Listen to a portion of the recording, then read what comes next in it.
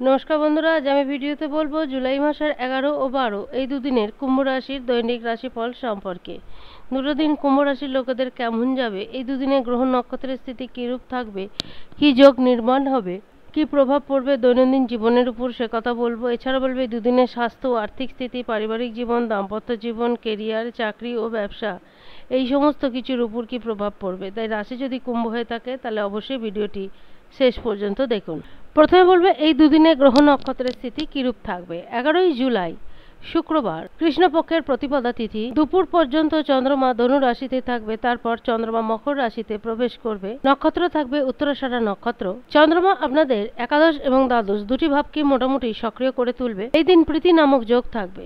12ই জুলাই শনিবার কৃষ্ণপক্ষের দ্বিতীয়া তিথি, চন্দ্রমা মকর রাশিতেই থাকবে। এই দিন শ্রবণা নক্ষত্র থাকবে। এই দিন ত্রিপুষ্কর যোগ এবং সর্বাসিদ্ধি যোগ থাকবে। এবার বলবো বিস্তারিত রাশিফল।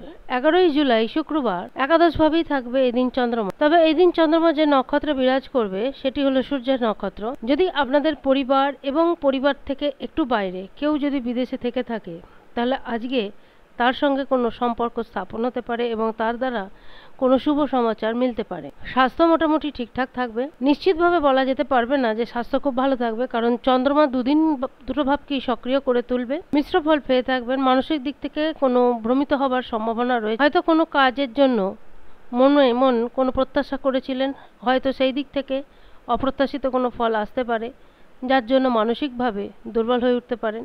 তবে প্রেম জীবন, দাম্পত্য জীবন মোটামুটি ঠিকঠাক থাকবে, পাশাপাশি পারিবারিক জীবনও সেদিক থেকে কোনো সমস্যা থাকবে না। শুধু মানসিক দিক থেকে একটু সমস্যা থাকতে পারে।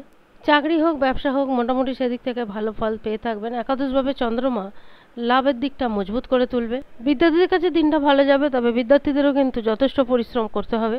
এবার বললো 12ই জুলাই শনিবার দিনটা কেমন যাবে। এদিন চন্দ্রমা দ্বাদশভাবে গোচর করবে, সেখান থেকে চন্দ্রমা দৃষ্টি পড়বে আপনাদের ষষ্ঠ ভাবের ওপর। তবে এদিন চন্দ্রমা নিজ নক্ষত্র থাকবে, শ্রবণা নক্ষত্র। এদিন অনাবশ্যক খরচ বাড়তে পারে, তাই খরচার উপর বিশেষভাবে হ্রাস টানতে হবে। এদিন প্রীতি নামক যোগ থাকবে এবং ত্রিপুষ্কর যোগও থাকবে। দ্বাদশভাবে চন্দ্রমার গোচর, বিদেশ থেকে হয়তো লাভ হতে পারে, তবে যারা বিদেশে থাকেন বা বৈদেশিক কোনো কাজকর্মের সঙ্গে যুক্ত তাদের ক্ষেত্রে, সবার ক্ষেত্রে নয়। কুম্ভ রাশি যে সমস্ত লোকেরা ধর্মকর্ম নিয়ে থাকতে ভালোবাসেন তাদের ধর্মকর্মের প্রতি ঝোঁক বাড়বে। স্বাস্থ্যের উপর তবে এই দিন একটু নজর রাখতে হবে, কারণ প্রথমত দ্বাদশভাবে চন্দ্রমা থাকছে, সেখান থেকে চন্দ্রমা দৃষ্টি পড়ছে ষষ্ঠ ভাবের ওপর। দ্বাদশ ভাব খরচার ঘর, ষষ্ঠ ভাব হলো রোগ চোট আঘাতের ঘর। তাই শারীরিক দিক থেকে এই দিন ফিট থাকতে গেলে বিশেষভাবে সতর্ক থাকতে হবে, বিশেষ করে যারা গাড়ি চালান তাদের ক্ষেত্রে।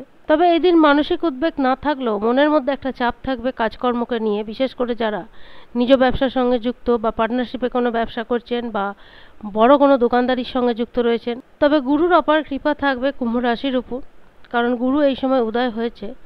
তাই দ্বাদশভাবে চন্দ্রমা থাকলেও অনাবশ্যক খরচ হলেও সেভাবে আর্থিক অবস্থার উপর কোনো নেগেটিভ ইম্প্যাক্ট পড়বে না।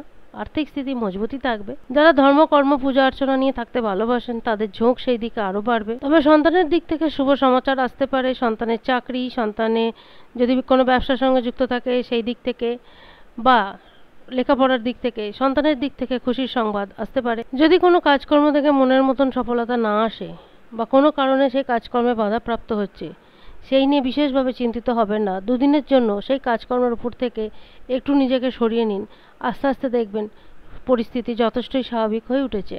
আর কদিন পর থেকেই শুরু হচ্ছে মহাদেবের শ্রাবণ মাস, তাই প্রতি সোমবার দেবাদিদেবের পুজো করুন, তাতে একটু বেলপাতা এবং গঙ্গা জল দিয়ে দেবাদিদেবের অভিষেক করুন। তাহলে দেখবেন জীবনে যে সমস্যা, যে কঠিন পরিস্থিতিগুলো আসছে সেগুলো ধীরে ধীরে খুবই স্বাভাবিক হয়ে উঠবে। আজ এই পর্যন্ত। যদি ভিডিওটি ভালো লাগে জানাবেন। ধন্যবাদ।